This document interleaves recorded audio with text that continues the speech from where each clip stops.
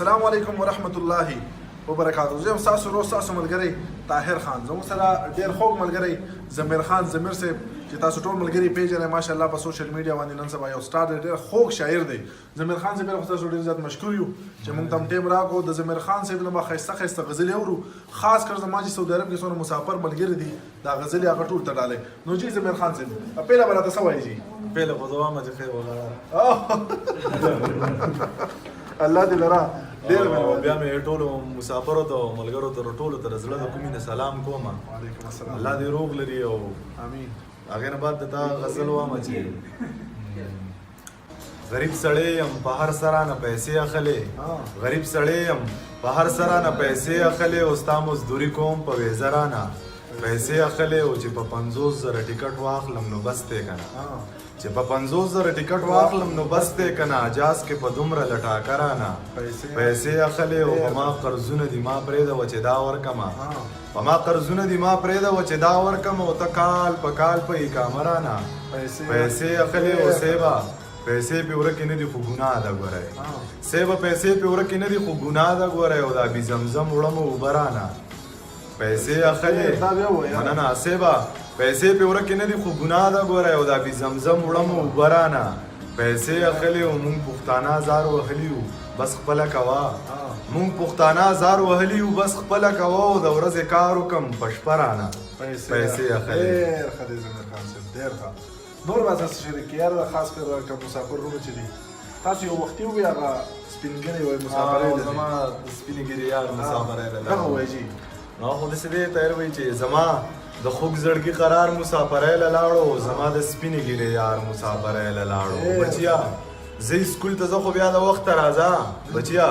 زه سکول ته ځه خو بیا د وخته راځه بچیا اوس ته ګورئ پلار مسافرۍ له لاړو خویندې دې مننه خویندې دې راغللې تپوس یې کو لالا مو څه شو، خویندې دې راغللې تپوس یې کو لالا مو څه شو ما ورته وویې هغه خوار مسافرۍ له لاړو ای قرضداریا دروازه مو خدر به یې کو، ای قرضداریا دروازه مو خدر به یې کو سړی مو نشته سړی سار مسافرۍ له لاړو. او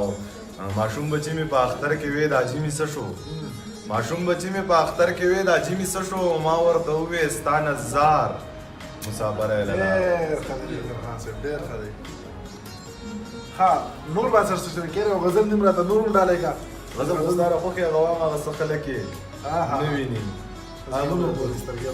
دغه ته وایم چې څه خلک یې نه ویني په زړونو پورې سترګې دي، څه خلک یې نه ویني په زړونو پورې سترګې دي او شعر له مې راوړي په لفظونو پورې سترګې دي او هغې ویل راځه خو ډېر ښکاره کلي ته مه راځه، هغې ویل راځه خو ډېر ښکاره کلي ته مه راځه او دلته د دې خلکو په سټونو پورې سترګې دي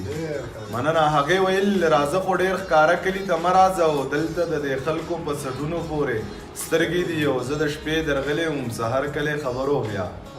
زه د شپې درغلی وم سهار کلی خبرو بیا او ګرانې ستا د چم په دیوالونو پورې سترګې دي او هغې ویل ضمیره تا ویلی دی ما واورېدو، هغې ویل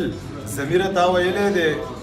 ما واورېدو هغې ویل ضمیره په شعرونو پورې سترګې دي. هغه شعر پکې رانه هېر شو هغه ته بیا وایم چې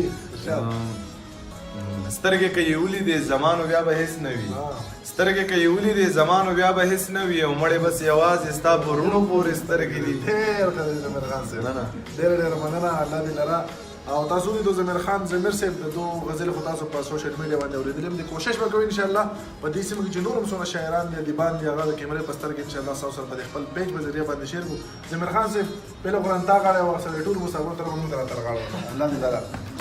او په اخر کې به سلام وکړه زما په نامه ویډیو بندو سلام هم کوم په یو شعر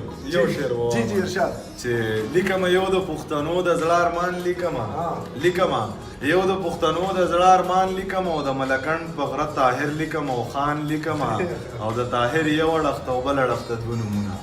د طاهر یو اړخ ته او بل اړخ ته دوه نومونه او صلاح الدین لیکم خواته یې قربان لیکم. ډېر ښه دی ډېر ښه دی. نو خپل طاهر خان ورو ضمیر خان له ورکې اجازت سلام وکړه جي. السلام علیکم ورحمت الله وبرکاتہ.